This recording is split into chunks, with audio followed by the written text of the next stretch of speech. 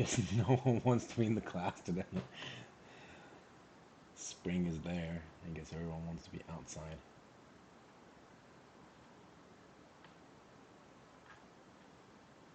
I give like, I don't know, like 2 or 3 minutes for people to tune in. It's going good, man. Going good. How about yourself? Just that breakfast after this heavy New York session. What could go wrong, you know?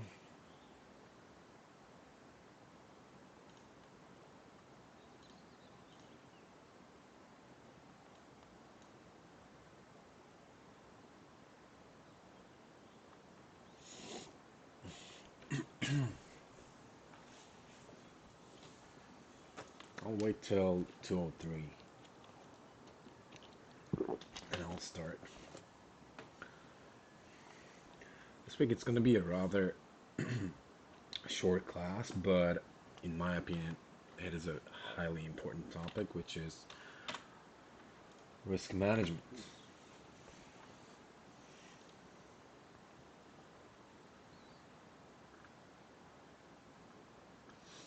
It's nothing technical this week. It's all theoretical, but it's highly important in my opinion. In fact, in my opinion, it's more important than technical side of the market. Because if you're bad with risk management, it doesn't even matter how much knowledge you have in the marketplace. You're gonna eat your capital. Good evening, JJM. How you doing, brother?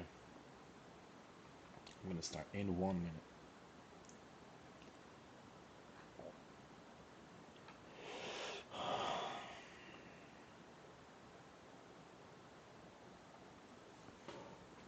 I am recording, yes.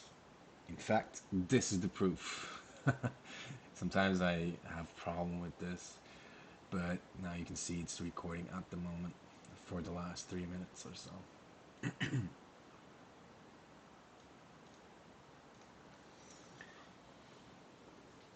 Yeah, I mean, you don't have to. It's going to be recorded and probably will be posted shortly.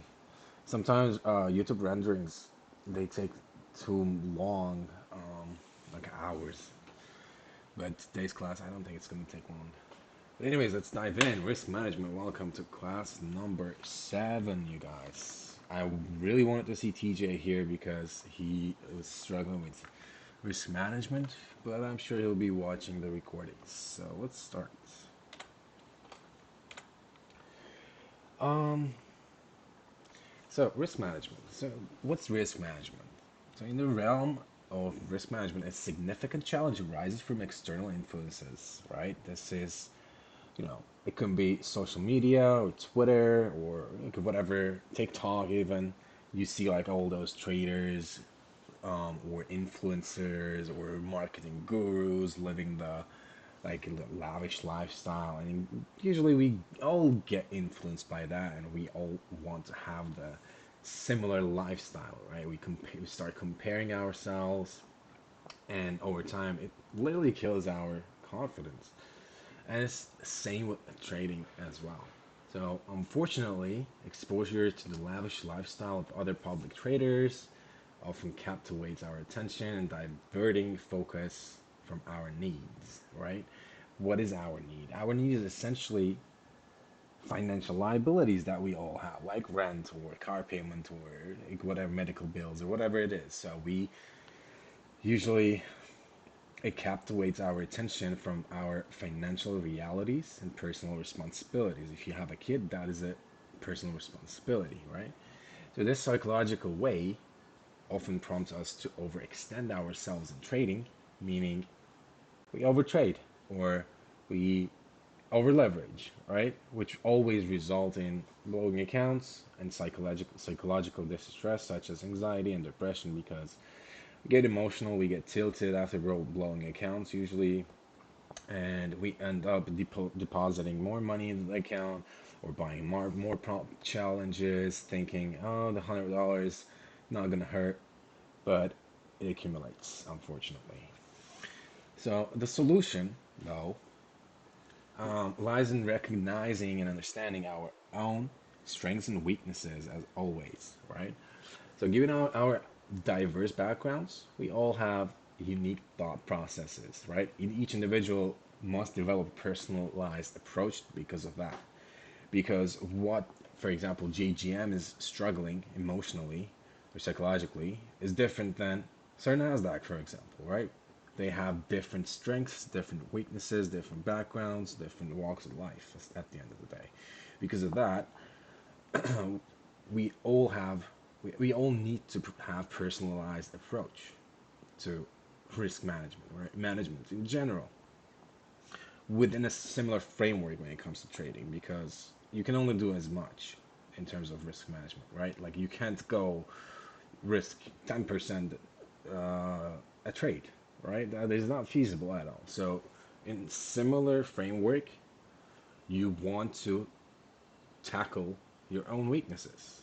So an effective solution demands a concrete and actionable plan. Because if plan is not actionable, you're not going to be following your plan. Maybe you'll follow it for a week or two, and that's it. Not doing 2 weeks, to be honest with you. But the most important threshold for you know for the solution, that it has to be actionable, and it has to be actionable that you have to follow for at least 2 weeks. So that is the threshold, because once you pass 2 weeks, it becomes a habit. Okay. So along with a forward-looking trajectory, that's mainly because you have to keep it. It'll keep you motivational, or it'll keep your inspiration alive. At the end of the day, you need to track your progress as well, like journaling, right? So you have to forecast your vision and forecast your goals, just like businesses. So that being said, it's imperative to set ambitious goals and surpass them, because you have to maintain a proactive stance towards the success. So, but what I mean by ambitious goals, so for example, one wants to be, I don't know, like six-figure trader, or maybe like six-figure withdrawal or whatever, you know, that's an ambitious goal for some people. For some people, it is not, right? You'll have your own goals. You'll have your own ambitious goals, and the reason it has to be like high, or let me put it this way, it has to seem unachievable in the first place, so that it'll drive you towards the goal, right? Because would you rather be failing, trying to achieve $1,000 profit, or would you rather be failing trying to achieve $100,000 profit, right? So personally, I would prefer to fail trying to accumulate $100,000. So set ambitious goals, you guys. Because of that, you have to maintain a proactive stance towards success. Hold on 1 second. Okay. So when it comes to managing your life, it is crucial to adopt a business-like approach, because your life is essentially a business. You have to run it like a business. So you have to assume yourself as the CEO of your life and run it just like a business.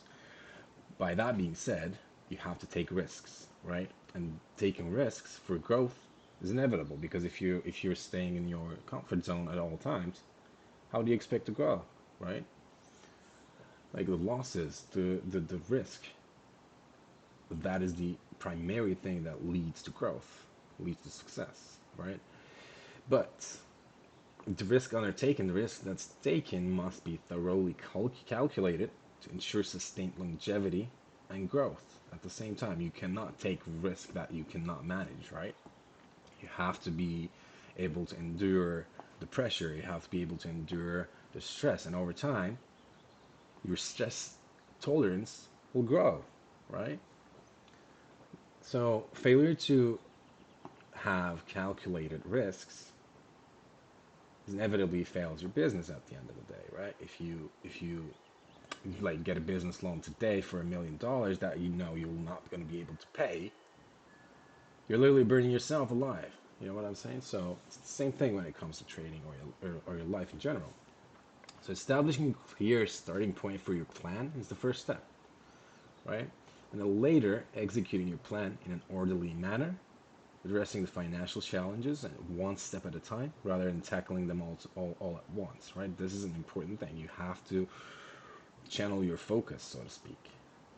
And when it comes to channeling your focus, this is like principle, like business 101. You have to prioritize the most important and the most time sensitive tasks first, right?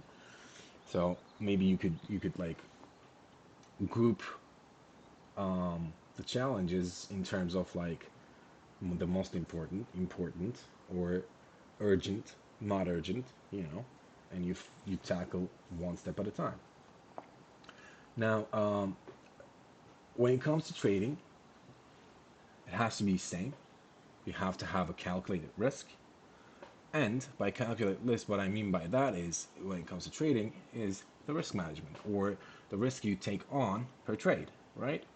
So there's a chart here, two different traders with the same equity, right? $100,000 capital for both.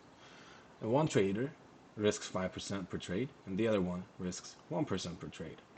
So what happens is, the one who risks 5% a trade, in a losing streak, he acquires 20% drawdown, right? Whereas the same trader, or a different trader with less risk, in a losing streak, he acquires only 4% drawdown. So the question here is, what kind of trader you are. Can you endure 20% drawdown? Or can you endure 4% drawdown? Would you be able to operate under that pressure, that stress? So you have to define that in order to find your own risk parameter.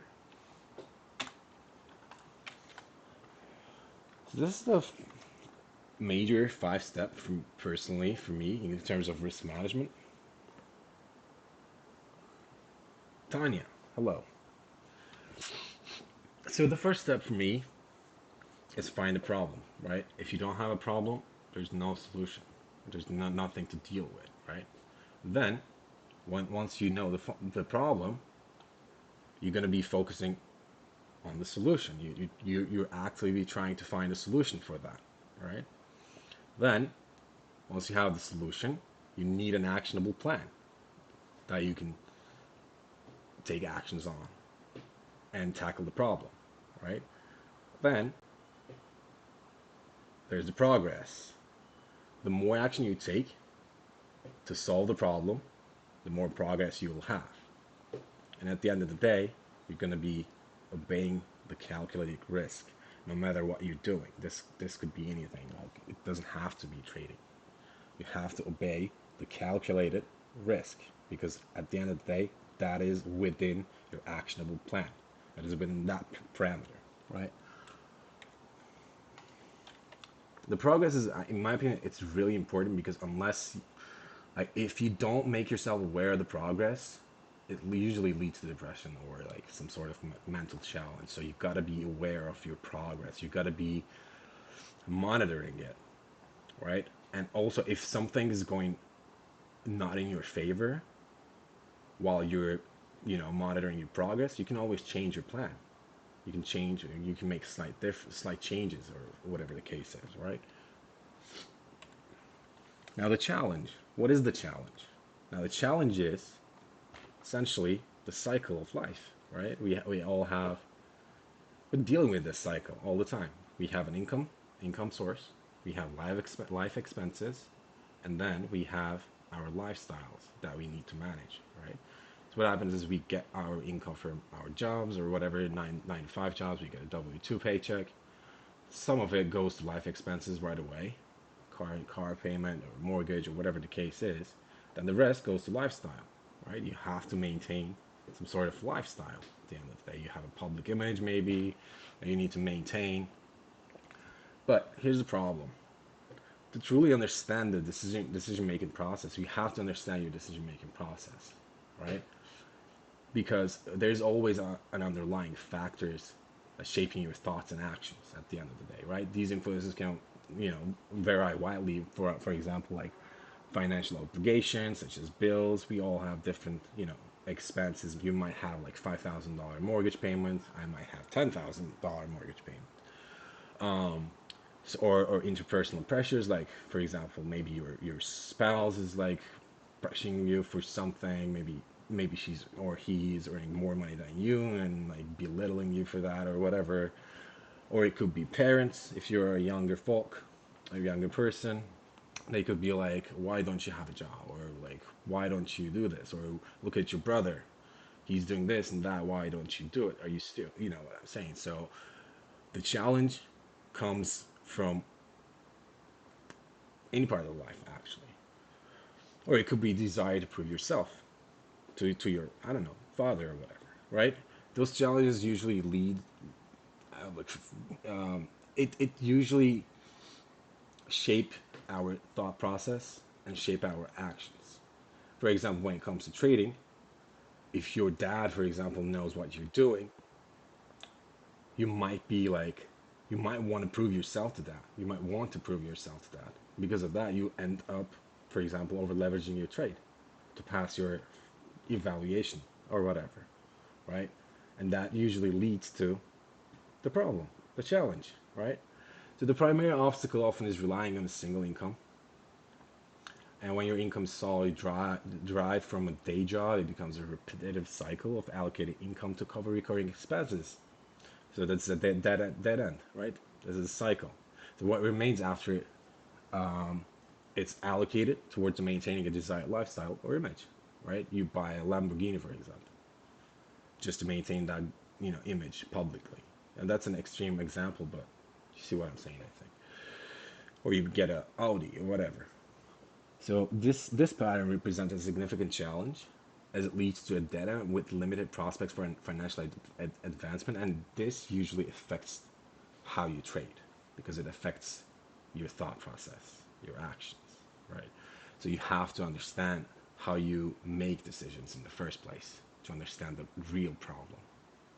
So when you go to trading, many individuals tend to overlook or inadequately assess risk, right? This tendency is often driven by the singular focus on increasing income or meeting life expenses. So I have a couple of friends who does this actually and struggling with this kind of pattern.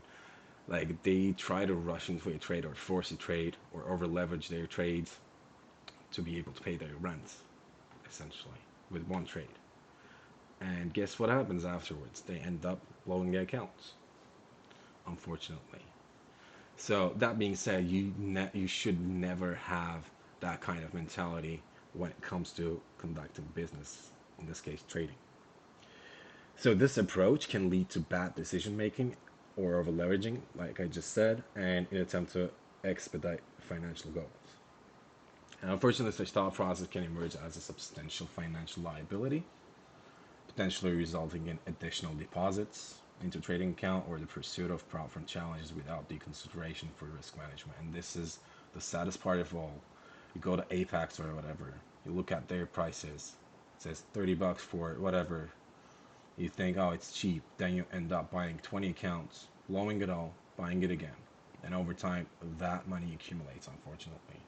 And you end up spending your rent money or spending your, whatever, like spending from your, maybe taking loans and stuff and going deeper into debt at the end of the day. So the challenge could be financial liabilities. Maybe you have too much debt, or it could be social pressure. This is a very typical, challenge in my opinion, from a spouse or parents usually in younger folks. Then it comes to maintaining public image. There comes to social media, and to be specific, over leveraging with trading. So you need to identify what the main problem is for you, so that you can tackle that problem. Gotta risk it for biscuit. No, you don't gotta risk it for biscuit. No, yeah, you do. You gotta take risk, but calculated risk. Now let's narrow down and narrow everything down to trading. Okay, what you should do, and what you should not do. Okay. Now for trading, you always have to have a well-defined, low-risk parameters, and I'll explain why low risk. Okay. Determine a favorable risk to reward trades before executions. Okay, this is, in my opinion, highly, highly, highly important because um, it actually explains the win rate is not important whatsoever if you have proper risk to reward trades. Right before executions, you always need to have that dialed in. You need to have that plan. Because would you rather fail in zero point 0.5 R trades or 4 R trades? And this is a no-brainer. Like if you were trying to, find 3 or 2 R trades at all times, you don't even have to have like 75% win rates. And I'll show you in table in a second. So you gotta respect the risk, right? If you put a stop loss, so be it. Just let it go, right? Respecting the risk is far more important than respecting the reward because when you enter a trade, right, you accept the fact that it could run into your, you know, stop loss. Or if you have more risk that you're taking on, reward doesn't matter at that point, right? You have to like look at your trades in terms of like in the aspect of the risk instead of the reward. Okay? So structure risk to reward setups that offer minimal repercussions in the event of a failure, so that um, you can take losing streaks if you have to, and it wouldn't hurt you. Okay? Because you can be literally like you can have literally 25% win rate and still be profitable. Okay? So what you shouldn't do: never focus on percentage or monetary gains. Okay, that always leads into emotional trading, and I get that question a lot, probably the most. People always ask me like, did you ever have like a monetary goal per month, per day, per week, or whatever? Since I'm a full timer, I never had it because I know if I had it, I would force trades to acquire that goal, to accomplish that goal, which is never a good case in my opinion. So do not try to rush to make money. Do not over do not risk over your means. Okay, if your risk parameter is 0.5%, never risk more than that in order to get a large return. Right? Sometimes what we do is we risk 2% to gain to pass the challenge. Is it feasible though, or can you do that over time? I don't think so. Calculated risk always lead to bigger gains over time. Because of that, do not assume taking small risks won't do much. It accumulates, folks. It really does accumulate. Like if you take a $500 risk per trade and just aim 2R, $1,000. If you can do that twice a week, that's $8,000, folks. Okay? And I don't know where you're from, but you can literally live maybe like above average in California. So do not trade without a plan, meaning do not trade if risk to reward is not there or if you haven't planned it. And you don't have to risk more than 0.5% to 1% per trade to profit off of the market. So what you need to do for profitability, okay, to begin with, it's imperative to acknowledge that encountering losses is an inherent aspect of trading, meaning it's inevitable, and it's same for businesses, right? You have to take risks, and you have to consider of the possibility of taking that loss. Because achieving accuracy in trading is not a requirement for success. And I'll explain that in here shortly. Instead, 8K. How much did he say for above average in California? Oh, I mean, 8K would be enough. I'm not talking about like having lavish lifestyle though, obviously. But if you have eight grands or something, you can live. You can live well. You can live okay. You wouldn't be driving an Aston Martin or something though. So where was I? So instead, what truly matters is generally in profits is the presence of a well, well-defined risk management and well-defined trading plan. Okay, you don't need to have very much risk to make $1. Now, the lower the win rate gets, the bigger the reward of trades should be, and because of that, your main focus should be taking minimal risk with higher risk to reward ratio trades. So, if you look at this table here, if you want to be profitable, okay, if your win rate is, all you need to do is achieving zero point 0.3 risk to reward ratio, and this is the minimum, but you need to have 75% win rate, right? So, is this achievable for you? Is it that something you can do every day or every week? That's up to you. Personally, I don't think I can. I don't think I can have 75% win rate. And at the end of the day, you end up forcing 75% win rate instead of like focusing on the price action, which is, I don't know, like I don't like to think that way personally. Or if you have, or if you want to be profitable, and if you have a win rate of 60%, that means you need to have zero point 0.7 R every trade. Is it possible? That means you're probably taking more trades than you should. And if you have a win rate of 50%, that means you're risking $1 to make $1. So you have 1-to-1 R ratio, and that's the minimum. Now, this is the interesting part, in my opinion. The lower the win rate goes, the higher the risk to reward ratio becomes, right? For profitability. Now, if you have a 40% win rate, you need to at least have 1.5 R trades. Is that achievable for you? Is that doable? In my opinion, it is. It is a pretty conservative target in terms of like risk to reward. Because at the end of the day, you're operating mostly on 1 minute charts, right? 1.5 to 1. What that means is if you have 20 point stop loss on NASDAQ, you'll only need what? Like 30 handles, 30 points? Is it doable? That pans out every day, folks. If you just like stick to 2022 model, it gives this every single day. My favorite is though having 33% win rate and try to find 2-to-1 risk to reward ratio trades. Meaning if you're risking 15 handles on Nasdaq, you'll at least need to target 30 points. And when you go lower, 25%, you need to have 3-to-1. So you're risking $1 to make $3. Is this doable? In my opinion, yes, it is. You can, not every day, and you don't have to do this every day, by the way.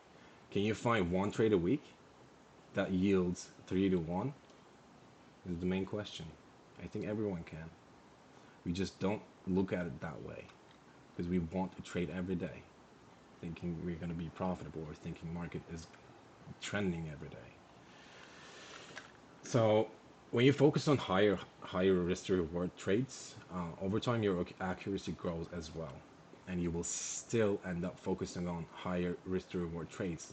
That usually leads exponential gains because now you're trading yourself to catch 3-to-1 trades, 3-to-1 ratio trades, right? And over time, because now you get experienced, right? Your win rate will be increasing exponentially because you get used to finding that kind of trades, and you're going to be like disregarding the other ones, disregarding 2-to-1 trades or 1-to-1 trades. All right, you get better over time. So primary focus should be compounding only 6% a month, because until your accuracy increases. Now, why compounding six a month, 6% a month? Because that doubles your capital in just a year. If you were to deposit $10,000 in your broker, 6% a month, compounding, yields 1%, 100% return over the span of 12 months. Now, as an example, let's think about what it really stands for. Okay, and I have Nasdaq example here. So to make 6% a month, it only takes 40 handles per week for Nasdaq. Okay, and it only requires 0.5% risk, and it only requires 3-to-1 ratio, 3-to-1 risk to reward ratio. For an example, let's say you have an account size of $100,000, right? Maybe you're trading prop firm. So if you were to risk only $500 or 0.5%, and let's say your stop loss is 12.5 points away from your entry price, and you take a profit, collapse your trade at 40 points for a 3% return, that yields 60% a month. If you do that every week, once a week, that yields 60%. Now the question is, can you find one setup a week like this on NASDAQ futures that yields at least 40 points? I think that's more than doable. Like more than doable. 30 points or 40 points is nothing in NASDAQ. Now, as an example, number two, let's say you have the same account size, same equity, right? In this case, you're trading 1% of your equity, which is $1,000, right? In this case, let's say your stop loss parameter is 25 points from entry price, right? And you are taking profit at 37.5 points for a return of 1.5%. This also yields the same amount. If you do this every week, once a week, it yields 6% a month.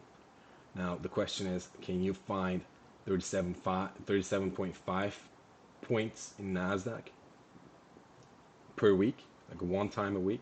I think that's pretty simple. Because now you all know the technical aspect of the market, but your main problem is mostly the risk management, mostly the psychological part of the trade. Because what you do is you cut your trade at 37, or let's look at the first example. You cut your trade at 40 points, then you start thinking, oh my God, it moved 50 more points from my exit. What should I do? Now there comes the greed. Now you want to chase the price. Now you want to trade again, and it eats your capital, folks. You gotta stop. You gotta have a set of rules. That makes you stop trading, right? That restricts you from looking at the charts, whatever you're dealing with, because less is more in this business. Okay, the less risk you take, the better. Now, every time you put a trade on, that's the risk you're taking on. Now, for the second example, let's get back to here. Second example requires 1% risk, and it only requires 1.5 risk to reward ratio. Can you do that? In my opinion, everyone can in this group do that. Hello, Fabio. I didn't notice you're here. So stop loss in NASDAQ position should never exceed 20 points, in my opinion. That's a rule for me, because we are day trading. We're not swing trading mainly. 20 points is more than enough, because if you're right about the trade, it's not going to go against you for 20 points or more than 20 points usually, unless you're trading CPI or FMC, obviously, which you should not. Now, always take percentage risk of your current account balance if you're in a drawdown. So do not use your initial balance when you're in a drawdown. Now, this is a tool on TradingView, how to size properly using TradingView position tool. This is a very useful tool in my opinion. I use that quite a lot. So what you need to do is, for step one, okay, you need to put the position tool in TradingView on your chart, right? Then go on the settings, or double click this tool, go on the settings. This window will show up, okay? Then in that window, what you're going to see is account size, lot size, risk, entry price, profit level, and stop level. Now you can adjust the account size accordingly based on your equity.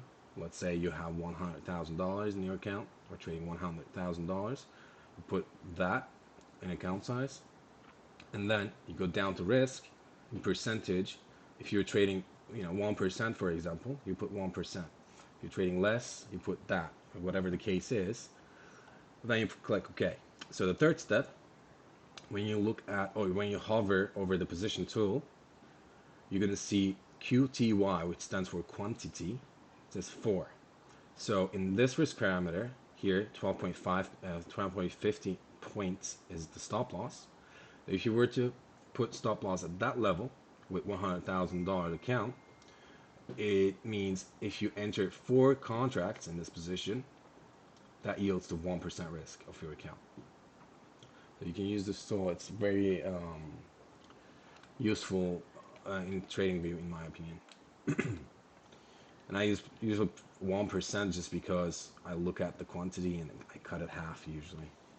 So if it says 5, I put 2, or if it says 6, I put 3, or something like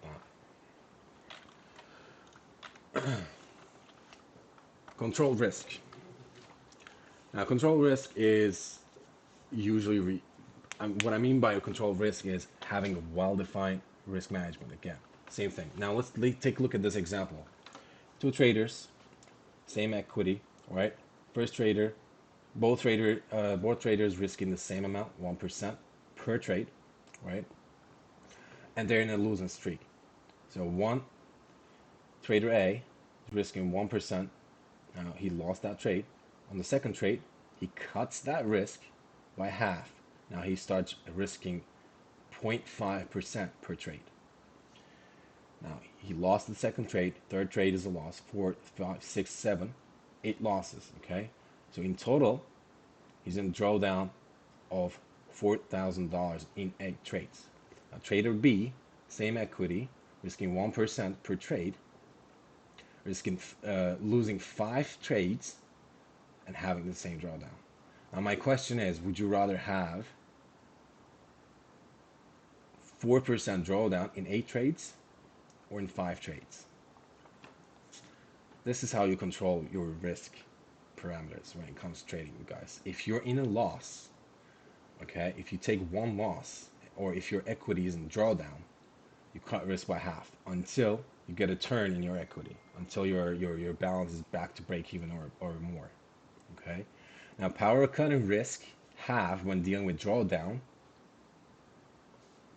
Well-defined risk management requires this approach, period. There's no shortcut. There's no way around. You cut risk by half. Okay? So you must control the risk, and if you have a loss, cut your risk.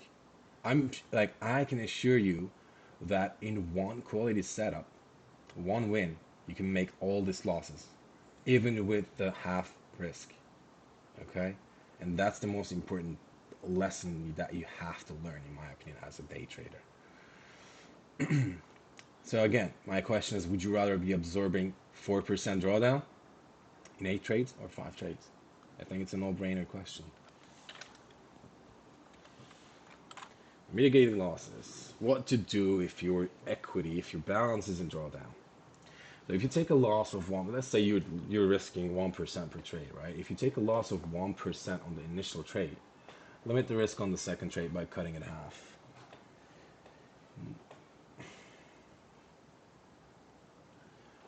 Sorry, guys.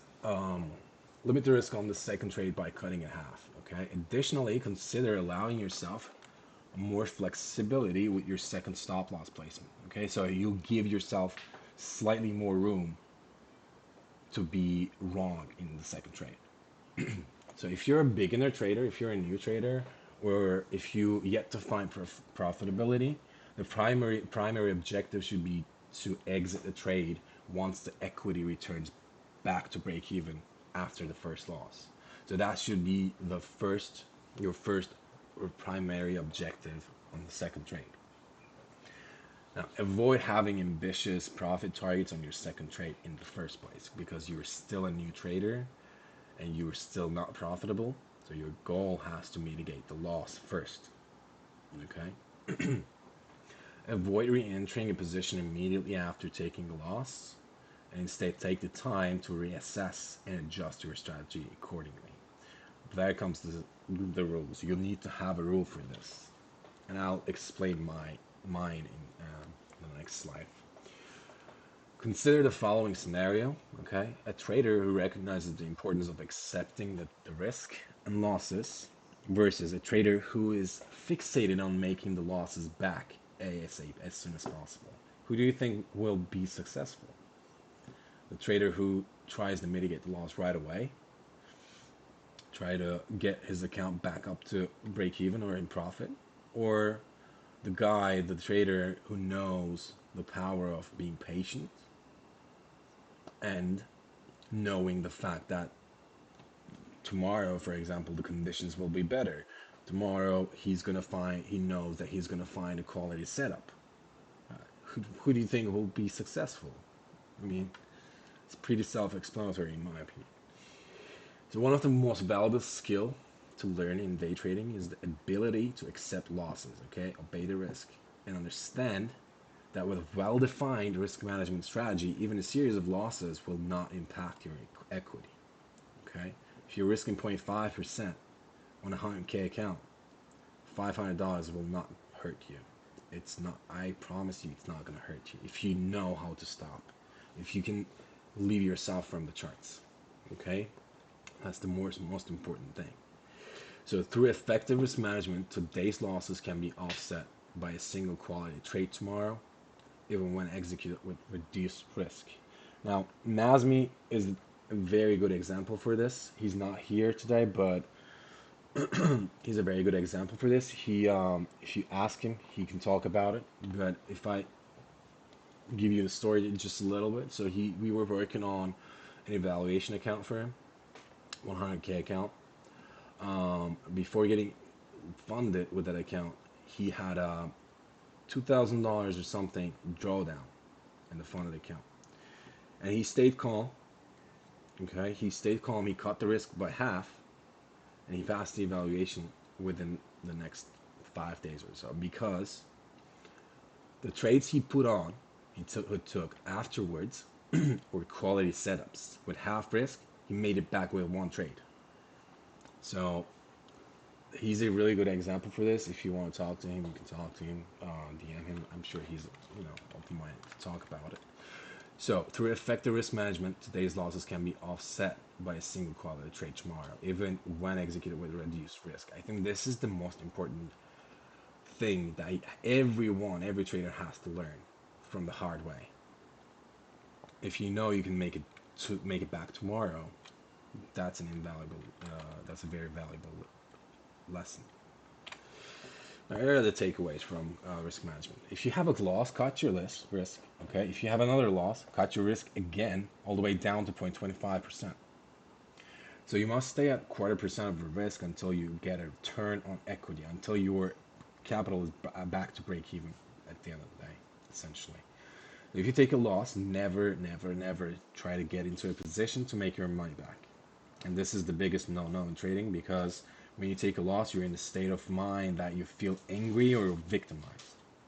And this emotional approach to trade has always been the biggest capital destroyer. And I've dealt with that myself as well. Number one priority in trading is preserving capital, okay? Because at the end of the day, you cannot stay in this business without controlling your risk. And that is the business model itself for trading. No capital, no business. Have a well-defined risk management and never risk more than 1% of your equity. Before entering any trade, have the trading plan down and ask yourself, is the risk to reward ratio is good enough for you to consider taking the trade? Okay?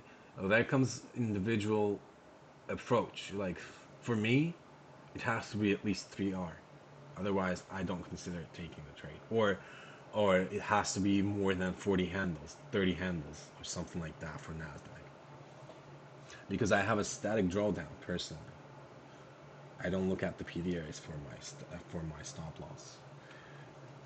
So do not try to avoid losing trades. Losing trades are a part of the game, and instead have well-defined risk management so that losing trades or streaks won't hurt you. Even if you're in a losing streak, have that well-defined risk management so 10 losing streak or whatever the case is won't hurt you. Okay, you know that you can make that back, the losing streak, the drawdown, in one simple trade.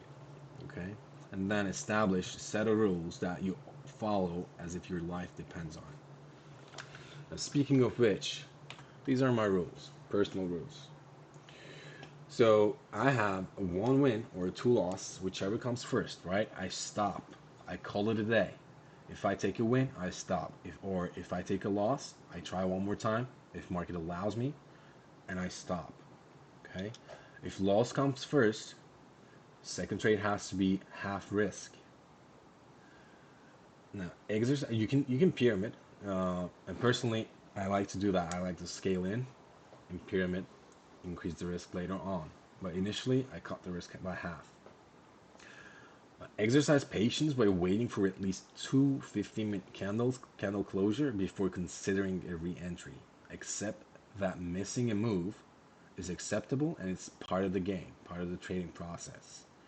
Now, by waiting at least 30 minutes, you allow yourself to reassess the price and the market conditions. Because if you get stopped out, if it's not just a wick, that means you're missing out something in the price. Okay, so it allows you to reassess. Never expose yourself more than 1% of your capital to risk in a trade. If you're risking 2%, 3%, or something like that, especially if you're trading prop firms, you're doing it wrong. I can tell you that. Because the equity they're telling you you have is not the money you have. You only have your drawdown, and you're technically over leveraging already. Now, when faced with difficulty stepping away from the charts, this was my biggest problem at the time. Engage in physical activities, such as hitting the gym. That's what I like to do personally, or taking a walk outside. This helps you to physically remove yourself from the monitors and clear your mind. And I promise you, you'll feel better afterwards. And this was my biggest problem personally. I still deal with it sometimes. And personally, I find going to the gym or like walking outside like, helped me the most. And I find that if you do this for 2 weeks, it becomes a habit. So you have to pass that threshold. And obviously, like these rules, they're my own rules, and these can be, personalized for your liking as well, right? You don't have to like take it as is. So if I end up looking at my P&L constantly, that means I'm likely trading emotionally or revenging the market. I collapsed the trade right there once I noticed that and shut down my computer. Now, sometimes I don't shut down my computer, but I try to do that. Personalizing your set of rules is essential because each trader or each individual possesses unique character flaws and weaknesses, right? While some may be dealing with greed or overconfidence, which is a bitch, others struggle with prematurely closing trades or they have underconfidence. Okay, you have to find the balance. You have to find the middle.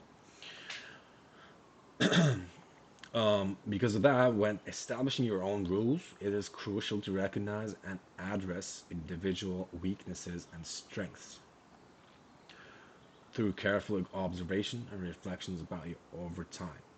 You have to know yourself. There comes the importance of journaling. If you're journaling only your trades, you might be doing it wrong.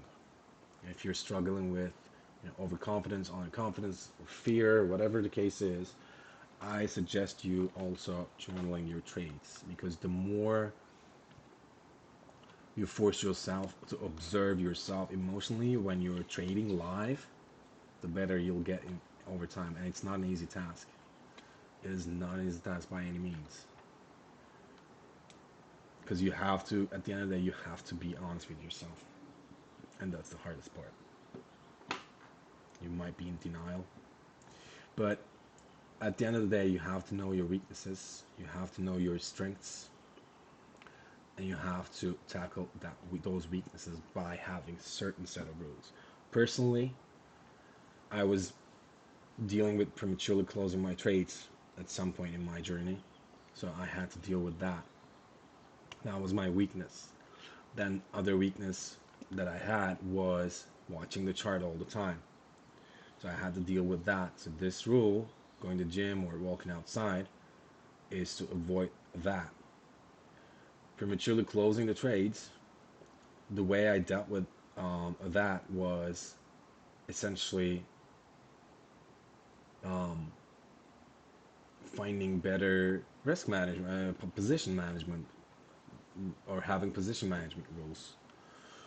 That's how I dealt with, or like setting stop loss at break even. and just letting it go and forcing myself to watch the price action and stay calm in the position. That's how I dealt with that problem. And you'll have different problems, right? Maybe you're dealing with over leveraging, or maybe you're dealing with over trading, or maybe you're dealing with not having a trading plan, not knowing the risk to reward. You know, there are problems, and first you need to identify your own problems and find a solution afterwards. Now make a list, make a set of rules. Okay. So this is it for today, you guys. Thanks for coming in. I guess has mastered risk management because no one is in the class today, which is fine. I'm sure they'll be watching the recording. If you have questions, don't ask me before I close this. Um, the most important lecture, like for sure, I'm like I said, like everyone knows the technical part of the game.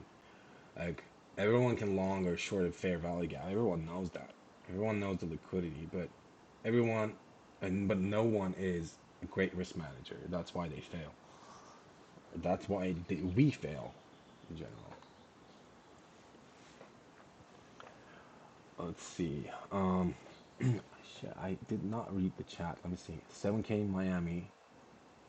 Brickle. I mean, I said 8K, but like, you know, by no means I'm saying like you'll be concerned about some stuff. Obviously, you're not going to be living um, relaxed and chill in California, or especially in LA. 3K in Spain, you're king. I love Europe, bro. Spend $50 a week on flowers. Dude, I thought they were that was gift or something. I thought like your stalkers were sending those flowers to you. I have a question. Why are you so amazing? Why are you so amazing? I'm gonna give you some method acting, not method acting. Shit, I forgot. Meisner. I see these risk management videos have the least amount of views, no doubt, because we all want that Lamborghini. We all want to rush, and we think risking 10% per trade will get us that Lamborghini.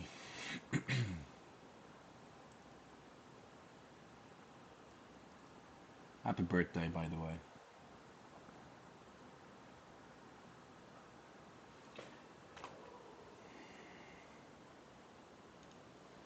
I'm gonna stop the recording here.